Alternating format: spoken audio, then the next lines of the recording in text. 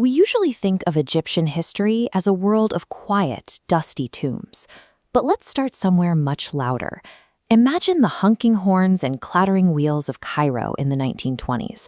This skyline belongs to the cultural and economic hub of the entire Middle East.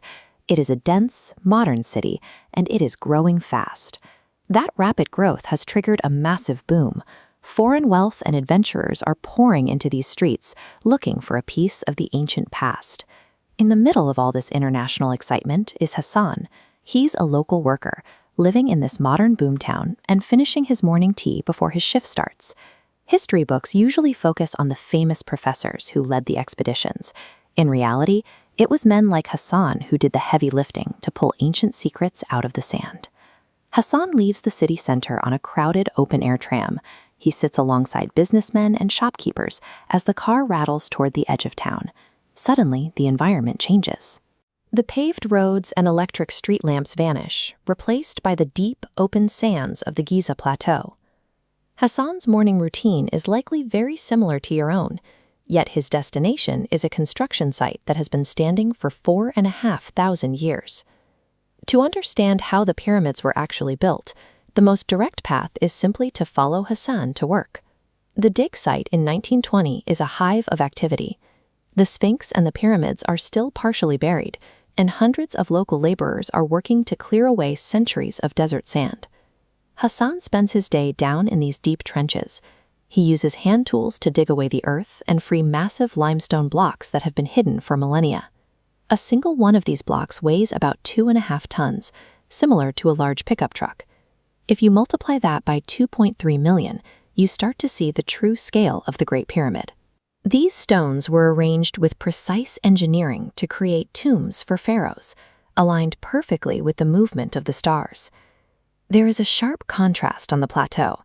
You have this ancient mathematical perfection above ground, while Hassan's modern crew is below, hauling heavy dirt by hand. Seeing these massive stones reminds us of the scale of the ancient achievement. It also raises the question, who possessed the manpower to build this? A major clue appeared when Hassan's crew uncovered something unexpected near the grand monuments: the foundation walls of ordinary, small-scale homes. Hassan's crew had found the ancient workers' village. The archaeological evidence found here shows the pyramids were built by a massive, organized labor force, rather than by slaves. This map of the village reveals a highly organized society. There are dedicated zones for industrial-sized bakeries, breweries, and even medical centers. A workforce only gets this level of care and support if they are highly valued. These builders were paid laborers. Many were farmers working while the Nile flooded their fields, alongside skilled craftsmen who lived at the site year-round. The ancient builders were everyday laborers, earning a living and taking pride in their craft, the same way Hassan and his 1920s crew do today. Why did the truth about these workers finally come to light in the 1920s, after being hidden for thousands of years? Researchers were learning to read the ground like pages in a book. By analyzing the individual layers of soil, a process known as stratigraphy, they could track exactly when and how the ancient workers lived. At the same time, new technology like photography allowed these findings to be shared worldwide.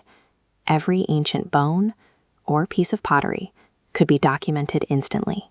This meant the diggers of 1920 were the first people in millennia to have the hard data needed to understand how the pyramids actually functioned.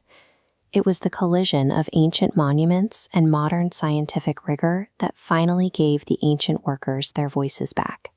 The sun begins to set over the Giza Plateau. Hassan brushes dust from his hands, preparing for the trip home. Because of his work today, the pyramids are no longer just mysterious, silent stones. They stand as a testament to what humans can achieve through cooperation and coordinated daily effort. We can see this human story today because the 1920s Cairo laborers put in the work to dig it out of the desert. History is not only made by kings and pharaohs, it is brought to light by the hands of everyday workers, bridging the gap between ancient Egypt and the modern world.